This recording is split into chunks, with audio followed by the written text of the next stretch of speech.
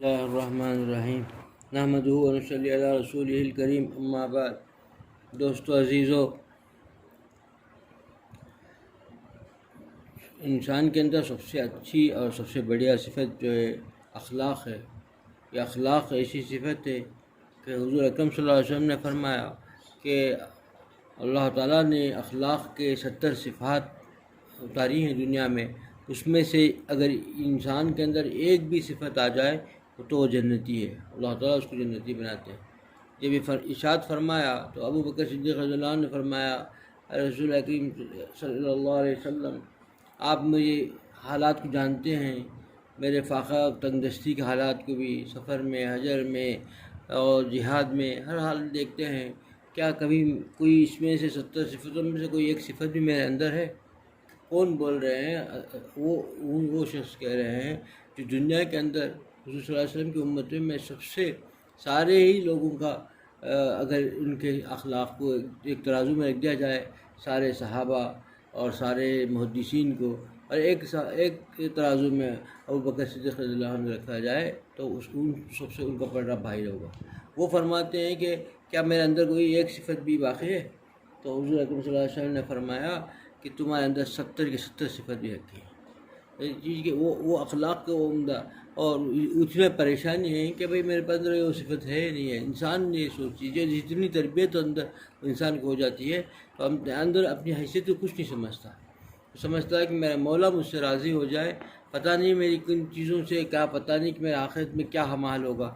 اسی کے لیے عمر فاروق رضی اللہ عنہ ہر وقت رویا کرتے تھے، ہر وقت رویا کرتے کہ میں کیا، کہ میرا پتہ نہیں اللہ نے کے پاس کیا حاضری ہوگی، پیشی ہوگی تو میرا کیا معاملہ ہوگا۔ یہ کیفیت ہوتی تھی۔ یہ نہیں انسان جتنا نکھرے گا، جتنا جو ہے اس کے اندر قابلیت اور اس کے اندر گوہر بنیں گے، اس کے اندر کی اخلاق درست ہوں گے، اتنا ہی وہ اللہ کے خوف و خشیت اس کے اندر پیدا ہوگی۔ وہ اللہ تعالیٰ کے خوف و خشیت کے ساتھ زندگی گزارے گا، ہمیشہ چاہے گا کہ اللہ مجھ سے راضی رہے۔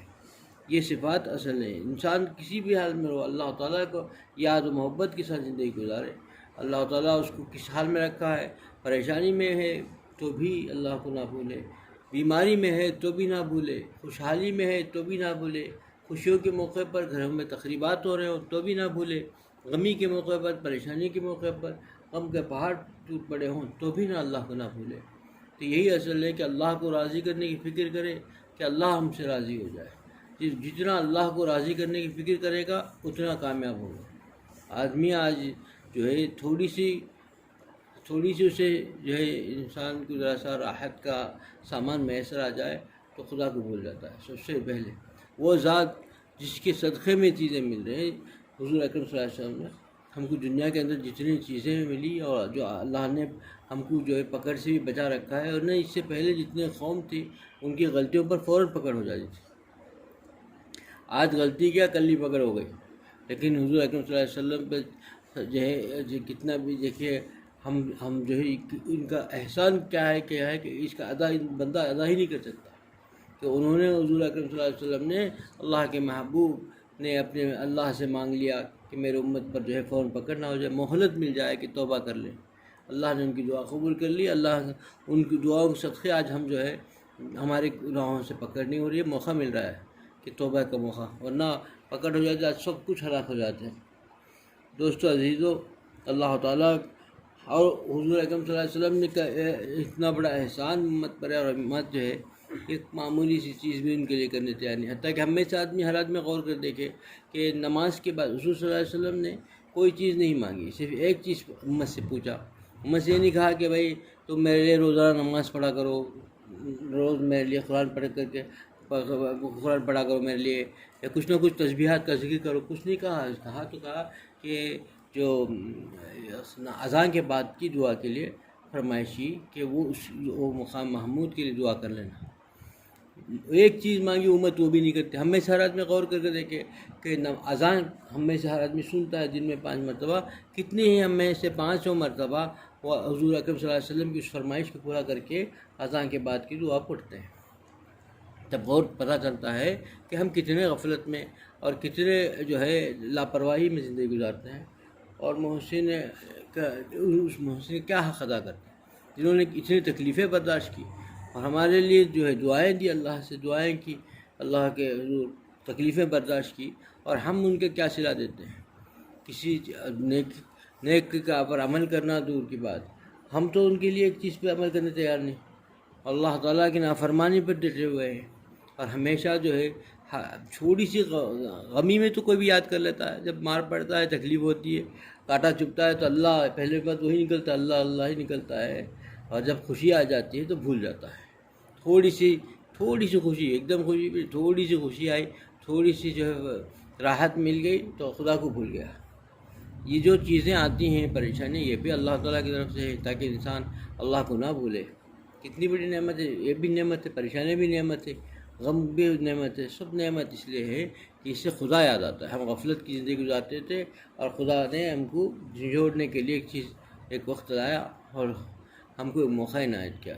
دوستو عزیزو، اخلاق کی بات ہو رہی تھی، اخلاق جتنے درست ہوں گے اللہ تعالیٰ کے حضور اخلاق کے وہ اعلیٰ مقام پر اگر انسان فائز ہونا ہے تو سب سے پہلے اپنے معاملات معاشرت درست کرے۔ نماز کی پابندی کر لینا تو آسان ہے، معاملات کی درستی کی مشکل ہے۔ جو ہے قرآن کی تلاوت کر لینا تو آسان ہے، معاشرت اور کسی سے گفتگو میں وہاں جو ہے صحیح رہنا اور ادب اخلاق ان کے ساتھ پیش آنا وہ مشکل ہے۔ دین کے شعبے میں یہ بھی شامل ہے۔ ہم صرف نماز اور روزہ کو ہی، عبادات کو ہی پکڑ لیا، معاملات و معاشرت کو چھوڑ دیا۔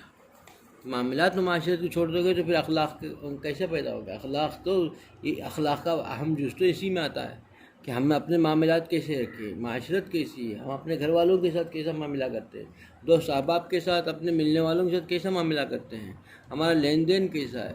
اسی پر اللہ تعالیٰ کے طرف سے جو ہے اجر مرتب ہوں گے، اللہ کی مدد ہوگی، اللہ تعالیٰ ہم سے متوجہ ہوں گے۔ اس میں اگر ہم نے کوتاہی کی، ہم نے لاپرواہی کی، ہم نے غفلت کی، ہم اپنے منمانی سے اپنے دل کے جیسا نفس کہا، جیسا دل کہتا ویسا رہیں گے تو پھر بیکار ہے، کوئی کام نہیں آئے گا۔ یہ جو نمازیں اور عبادتیں ذکر ہے یہ بھی رہ جائیں گی، کیونکہ کسی کو 5 وقت کی نماز پڑھا، تلاوت کیا، ذکر کیا، لیکن ایسے الفاظ زبان سے نکال دیے کہ دوسروں کو ایذا رسانی کا ذریعہ بن گیا، تکلیف کا باعث بن گیا، دوسروں کو تکلیف کر دے دیا، پھر کیا رہیں گے؟ یہ کیا کام آئیں گے؟ کیونکہ وہاں تو بڑا گڑبڑ کر دیا۔ معاملات و معاشرت میں حقوق اللہ اور حقوق العباد دو چیزیں ہیں۔ حقوق اللہ تو کر لیا، حقوق العباد میں جو ہے کھوٹ ہے، یہ کوتاہی کرتا ہے، یہ تو پھر کامیاب نہیں ہو سکتا۔